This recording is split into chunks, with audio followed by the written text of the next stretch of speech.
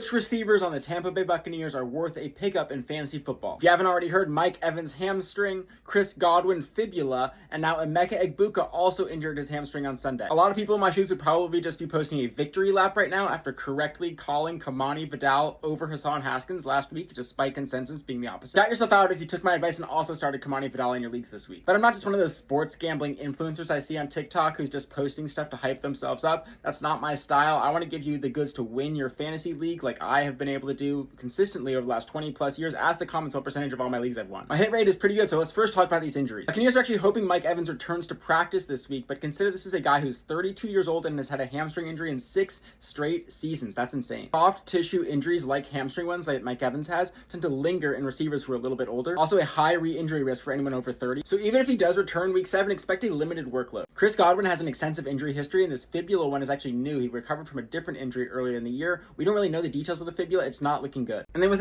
Bucca, consider he is 10 years younger than Evans, so he's likely to have a quicker recovery from this hamstring injury. Plus, the coaching staff said it's not that serious, and he was able to lock into the locker room on his own. So the top receivers we're looking at are the guys who are maybe going to be the 5th or 6th wide receiver on this roster before the season started. Let's zoom out. Why do we even care about this receiving room? It's basically just because of Baker Mayfield. Dude is playing like an MVP right now, and there is a void. He's going to get his 250 to 300 passing yards, and it's going to go to someone in this offense, even if he doesn't have his top guys. Let's first look at Tez Johnson. Had a big 45-yard touchdown in this game, only catch on 3 targets. Solid athlete. We saw that cartwheel to Arabian backflip on the touchdown. Kind of built like a gymnast, to be honest. He's 5'9", 160 pounds, Xavier Worthy type frame. Tez was the complementary receiver to Troy Franklin with Bo Nix, and despite looking like a deep threat, he was actually more of a possession receiver at Oregon. He set the all-time school record for receptions in his season. So there's some upside there, but I still don't really trust guys with that Xavier Worthy type frame unless they have godly speed. Sterling Shepard is 32 years old, probably had his best season 10 years ago as a rookie. Has had a solid NFL career, but the upside is limited here. Highest floor of all the receivers here, if you need a guy as a bye week filler who's going to get you a few points. So don't discount a Kendrick Bourne type resurgence, but it seems unlikely. Then we have Cameron Johnson, who was the best of these receivers last game. His first catches of his NFL career, he had 64 yards and a touchdown. Also an undersized guy below 6 feet, played D2 ball out of Barton College, undrafted. The unknown factor is a positive. We don't know how good he's going to be when he gets NFL reps. His touchdown is basically just a blown coverage. He was wide open, untouched. None of these guys has the upside of Kamani Vidal last week because Hampton's going to be out 4 to 6 weeks, whereas these receivers might only be out for 1 week. So the only guy that I actually want to target with waivers is not a wide receiver, but tight end Cade Otton. I talked about him when Mike Evans first got injured. There was a 3-game stretch last season where he had 25 catches, 258 yards, and 3 touchdowns when Evans and Godwin were out. He's gotten the most targets out of all the receivers in Tampa Bay the last 2 weeks. He's the guy I would target. He's a top 10 tight end while this receiver core is banged up. And even once they return, he has some solid value. He's still a young guy, 24 years old, has solid draft pedigree. I like Otton. Go to my site, fansports.com, if you want to see where I rank all these guys. Appreciate you spending a few valuable minutes of your day with me. Stay learning. Peace.